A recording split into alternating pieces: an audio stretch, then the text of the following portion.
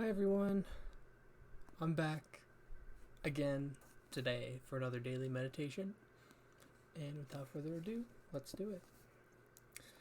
Wind in the cave, movement in stillness, power in silence.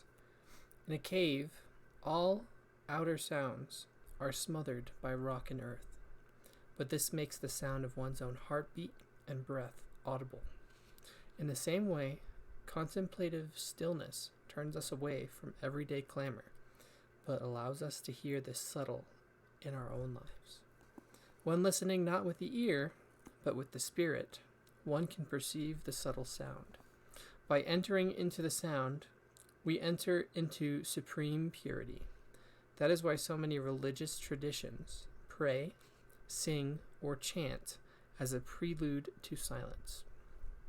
They understand that the repetition and absorption of sound leads to sacredness itself.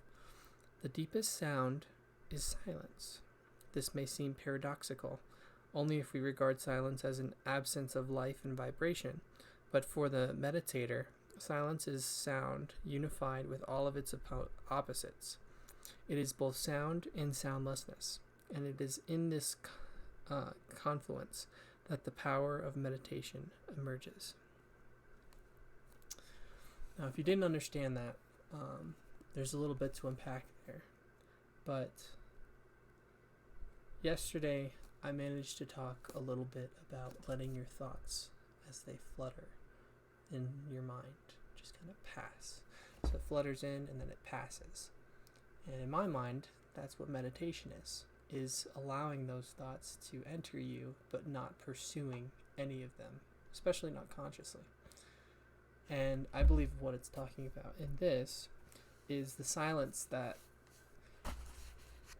happens when someone allows themselves practice in letting nothingness be a part of the brain. That's the goal of meditation. I don't know if I'm making too much sense with my explanation. If you ever have a chance, there is a place in Montana. It's called the Badlands. Quietest place I've ever been. It was amazing, but scary. It's almost like being in one of those sensory deprivation tanks, but in real life and outside. There's no wind. There's no animals.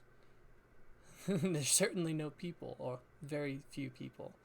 And it's very peaceful, but sometimes it can be scary. But going back to our own mind, if you let the mind quiet and you embrace that silence that comes without thinking, and you become aware to your surroundings, and it's very interesting to look around when you're in this state, because you notice all these things that you had no idea before, because all these thoughts were clouding your brain. So now your brain has time to think about other things, and it's very not intuitive, but I do recommend, even if you're in your car for doesn't even have 10 seconds a day, just letting them fly by and embracing the world around you. It's very eye-opening. Well, that's all for today's meditation, and I hope everyone has a good rest of your day. Take care.